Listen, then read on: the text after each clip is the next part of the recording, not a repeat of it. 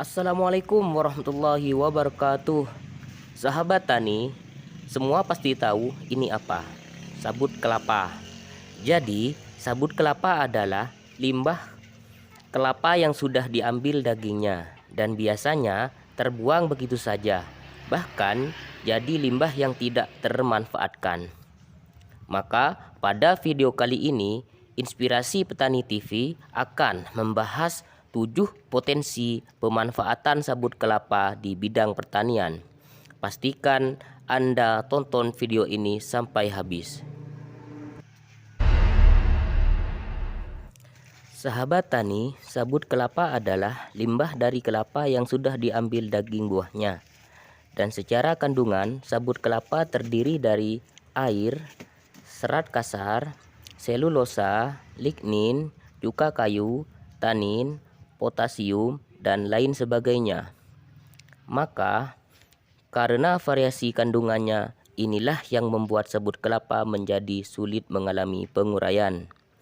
Dan seandainya dibiarkan begitu saja menumpuk, tentu bahkan menjadi sampah yang berdampak buruk pada lingkungan.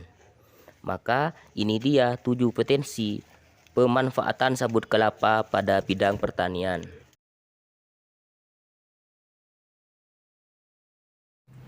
Yang pertama, sebagai alternatif pupuk tanaman berbuah lebat. Pada masa generatif, di mana masa tanaman berproduksi dan masa generatif ini dimulai dari pembungaan, kemudian menjadi buah. Semua itu harus didukung dengan salah satu unsur, yaitu kalium. Yang sudah saya sampaikan tadi, salah satu manfaat sabut yaitu potasium. Maka potasium tersebut adalah kalium. Maka dengan kita memanfaatkan sabut kelapa dapat menjadi alternatif pupuk tanaman berbuah lebat.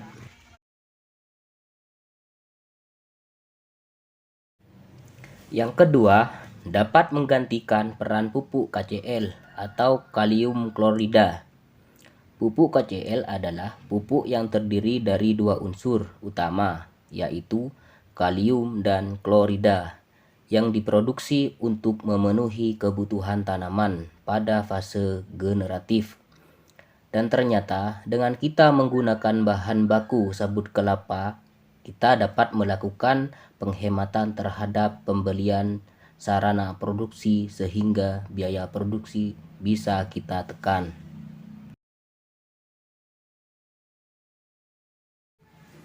Kemudian lanjut ke yang nomor 3, dapat digunakan sebagai media tanam.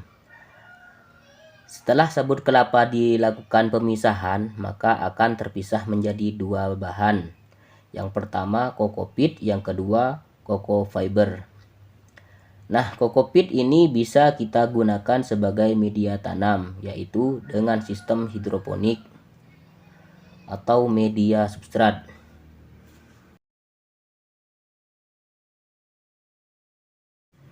Kemudian yang keempat, dapat digunakan sebagai mulsa darurat pada saat terik.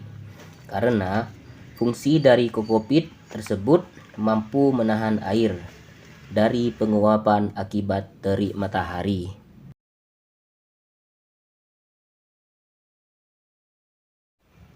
Kemudian yang kelima, yaitu sebagai penyimpanan air darurat.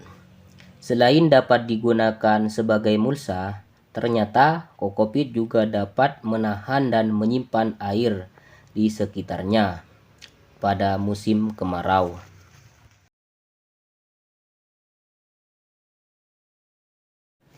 Yang keenam, dapat memperbaiki sifat fisik tanah.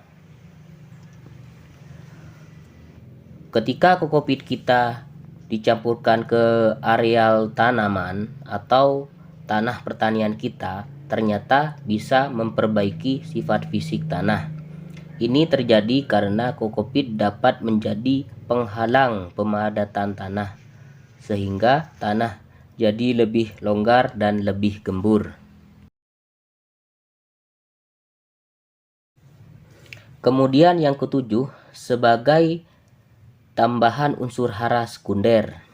Selain mengandung unsur hara kalium, ternyata sabut kelapa juga mengandung beberapa unsur hara lainnya. Di antaranya adalah kalsium, magnesium, besi, mangan, tembaga, seng, dan juga natrium. Tetapi di balik semua manfaat yang dimiliki oleh sabut kelapa pada bidang pertanian, ternyata terdapat satu kekurangan, yaitu senyawa tanin. Senyawa tanin yaitu suatu zat yang bisa menghambat dari pertumbuhan tanaman, sehingga perlu perlakuan dan strategi tambahan, yaitu dengan menjenuhkan atau dilakukan perendaman selama minimal 7 hari. Jika sudah dilakukan perendaman selama 7 hari, maka sabut kelapa atau kokopit sudah bisa diaplikasikan. Nah, itu tadi 7 potensi pemanfaatan sabut kelapa pada bidang pertanian. Mudah-mudahan videonya bermanfaat. Terima kasih. Assalamualaikum warahmatullahi wabarakatuh.